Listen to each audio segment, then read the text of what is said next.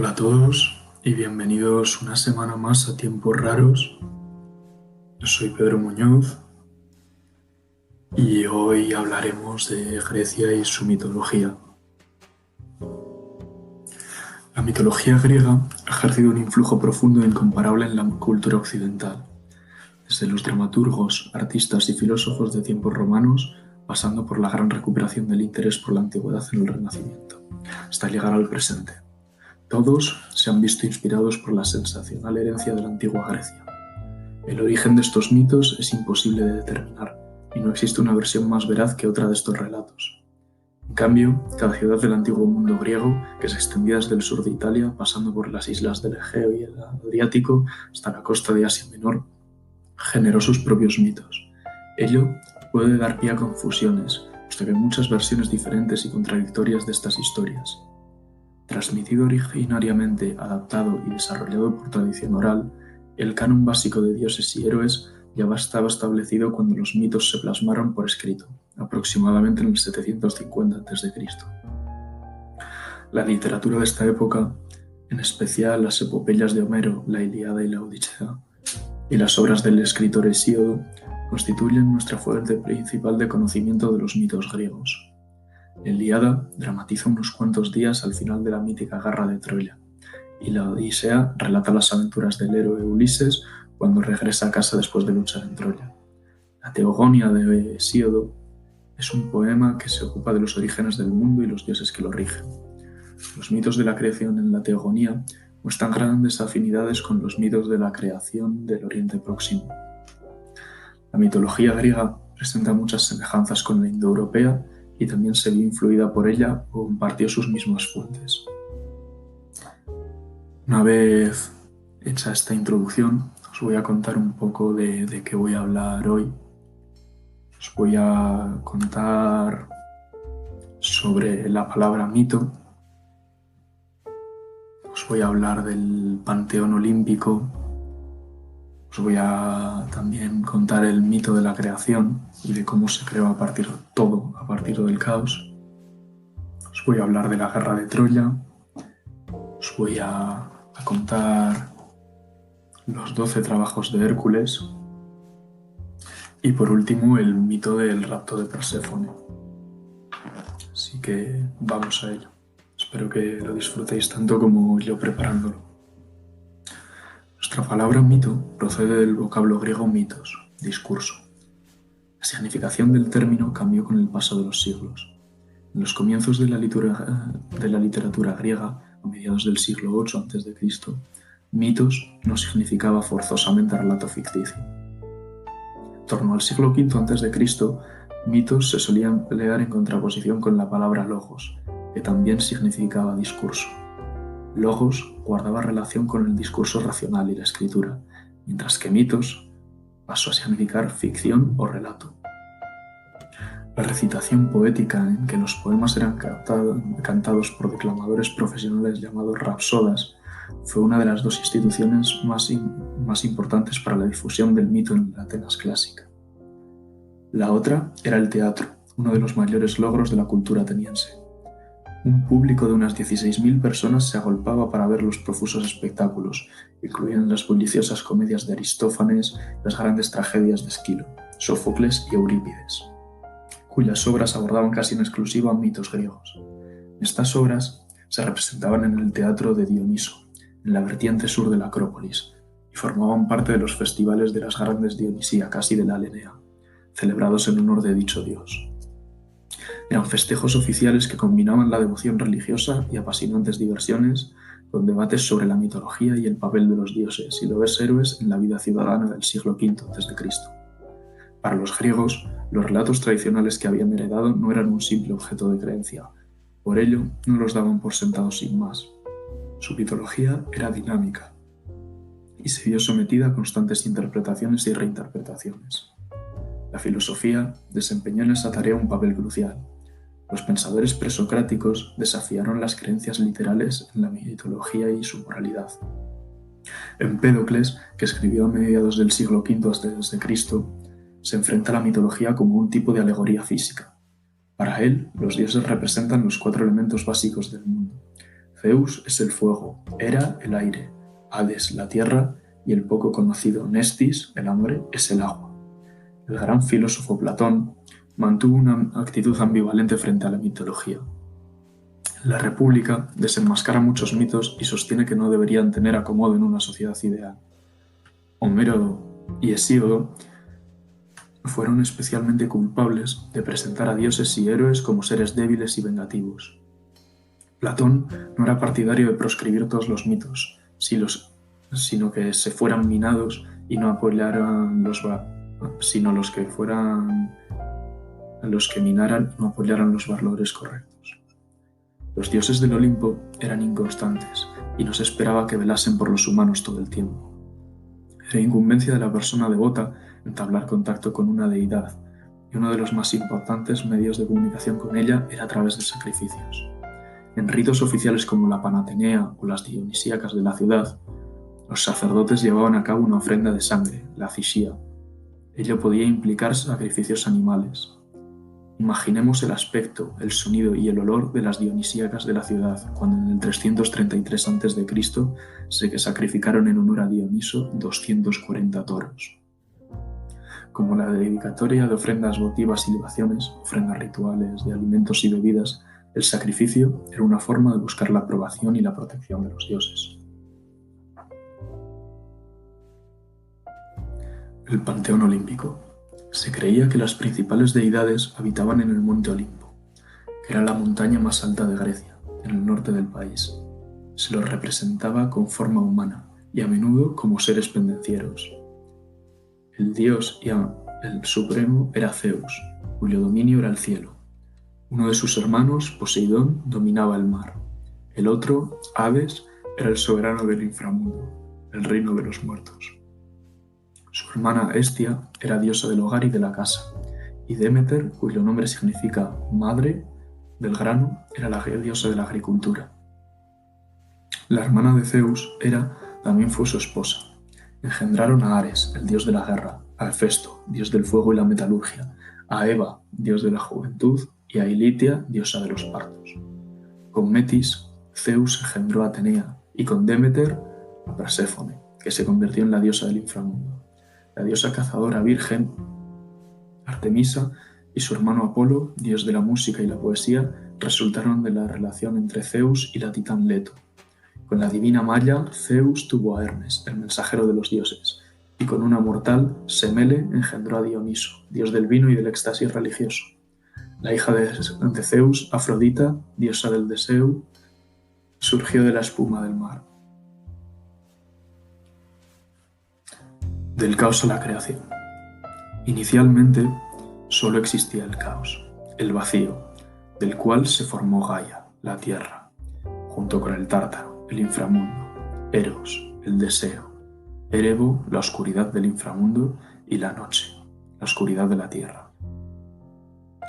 La noche se unió a Erebos para generar a Éter, el éter o aire luminoso. Gaia dio a luz a Urano, el cielo, y juntos produjeron las primeras divinidades, los 12 titanes, los 3 cíclopes y los 3 hecatóngiros. Insatisfecho con sus hijos, Urano los desterró al inframundo. Enojada, Gaia convenció al más joven de los titanes, Cronos, para que castrase a su padre y le arrebatase el poder. Cronos se casó con su hermana Rea y tuvieron 5 hijos. Le advirtieron que uno de ellos lo mataría, y por ello los engulló a todos al nacer. Para proteger a su 6º hijo, Rea engañó a Cronos y consiguió que se tragara una piedra. Así pudo ocultar al niño, que se opuso a salvo con las ninfas.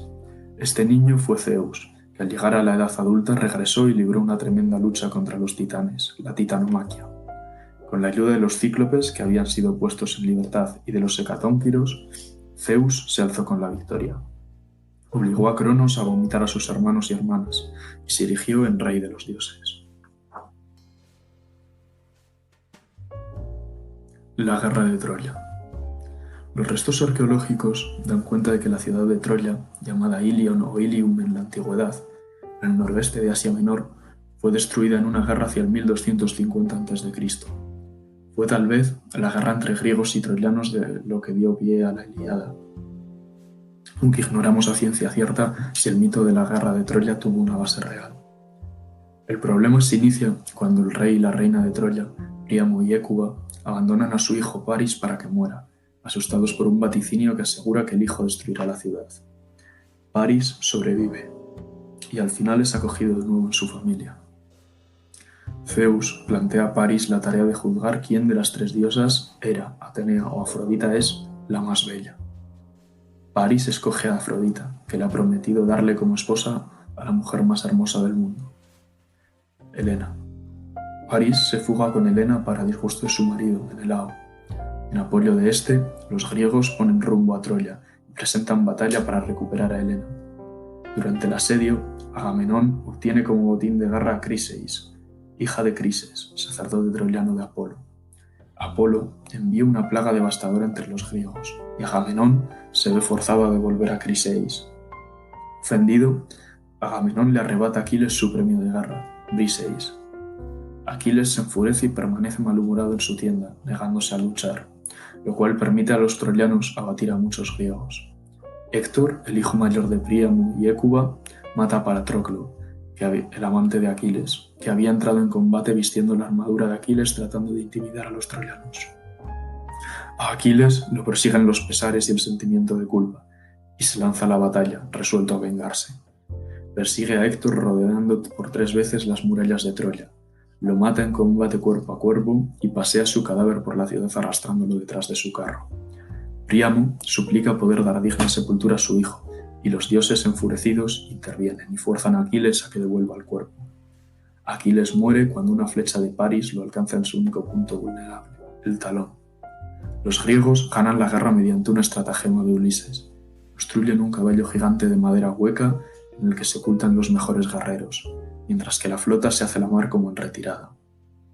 Pensando que el caballo es una ofrenda de los dioses, los troyanos lo introducen en la ciudad, y por la noche los griegos salen del vientre del animal, queman la ciudad y raptan a las mujeres. Así se revela cierto el vaticinio de Hécuba de que París traería la destrucción a Troya. Es un resumen muy express de la guerra de Troya. Obviamente pues tiene mucho más trasfondo y mucho más contenido, pero espero que al menos haya sentado las bases con este pequeño resumen.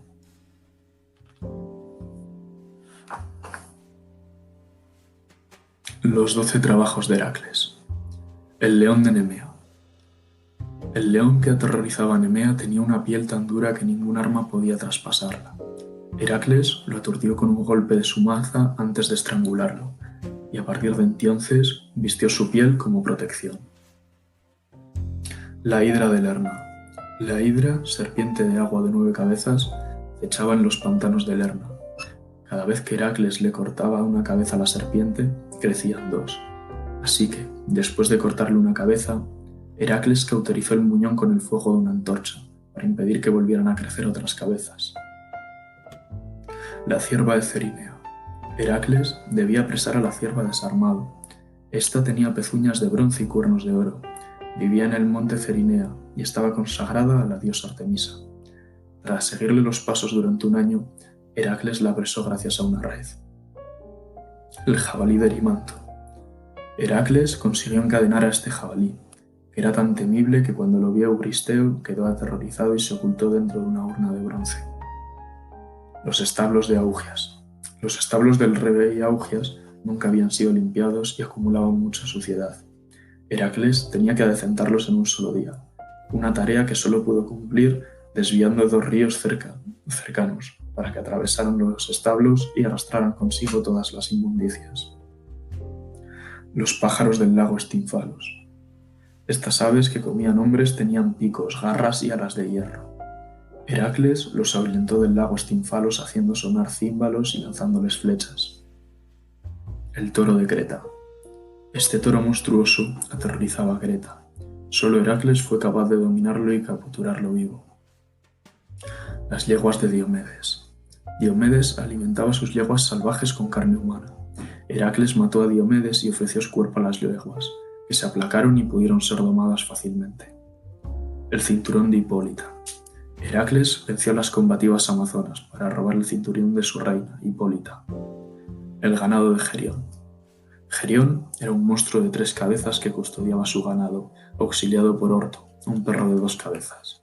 Heracles los mató a los dos y se llevó el ganado a casa, formando de paso el estrecho de Gibraltar. Las manzanas de las Hespérides. Las manzanas estaban con el cuidado de las ninfas Hespérides y custodiadas por un dragón al que Heracles tuvo que eliminar antes de robarlas. Cerbero. La tarea final de Heracles era la de mostrar a Euristeo el Cerbero, un perro de 3 cabezas que custodiaba las puertas del inframundo. Luchó con la bestia y se la llevó a Euristeo, pero la devolvió a Hades. Y para terminar, os voy a contar el mito del rapto de Perséfone. Demeter, hermana de Zeus y diosa del grano y la agricultura, tenía una hija llamada Perséfone. Un día, cuando ésta había salido en compañía de amigos a coger flores, fue secuestrada por Hades, que la llevó al inframundo. Demeter quedó muy afligida por la pérdida y recorrió toda la tierra en busca de Perséfone. Viajó durante 9 días y 9 noches sin detenerse ni a comer ni a dormir. Al 10º día se encontró con Helios, dios del sol, que le contó que Hades había raptado a su hija y lo había hecho con la autorización de Zeus. Desolada, Demeter abandonó el Olimpo y continuó en su deambular entre los mortales, disfrazado de una anciana llamada Doso. Llegó al lugar conocido como Eleusis, donde las hijas del rey Celeo convencieron a su padre para que cogiera a aquella mujer. Identificándose como Doso, Demeter fue empleada como sirvienta de la reina Metanira, pero al verla a esta, reconoció su nobleza de carácter divino y le ordenó que tomara asiento, comiera y bebiera. Demeter, todavía de duelo por su hija Perséfone, declinó la invitación y siguió de pie en silencio, hasta que una esclava llamada Yamba le levantó la falda y la hizo reír. Yamba dio nombre a la poesía yámbica, de carácter cómico y satírico. Demeter siguió en palacio como niñera del recién nacido, el príncipe Demofón. Planeó hacer inmortal al niño nutriéndolo con ambrosía, el alimento de los dioses, y colocándolo todas las noches en el fuego. Lo hacía en secreto, pero una noche fue sorprendida por Metanira cuando estaba poniendo a Demofón en el fuego. Metanira gritó horrorizada, y la diosa sacó al niño de las llamas, declarando, enojada, que ya no podría alcanzar la inmortalidad. Al dar a conocer su identidad, Demeter abandonó el palacio después de estipular los ritos que habían de observarse en su honor, los misterios eleusinos. Apenada de nuevo, Demeter se negó a autorizar que se cultivara grano o que creciera cualquier cultivo. La humanidad empezó a verse privada de alimentos. Entonces intervino Zeus y declaró que permitiría que Perséfone regresara con su madre si no había comido nada durante su temporada en el inframundo. Pero Hades había inducido a la muchacha a comer algunas semillas de granadas, símbolo del matrimonio. Pese a ello, Zeus ideó una compensación. Perséfone podría pasar con su madre 2/3 del año, pero el otro tercio tendría que regresar al Hades. Todos los años, en ausencia de su hija, Demeter se lamenta por Perséfone y los cultivos languidecen. A esta temporada se le llama invierno. Espero que os haya gustado esta colección de mitos y que hayáis aprendido, que os haya relajado. Recordad que me tenéis en Instagram con el nombre Tiempos Raros, todo junto y __ al final. Cualquier sugerencia, cualquier opinión, recordad que podéis hacérmela llegar por ahí. Muy buenas noches y nos vemos la próxima semana.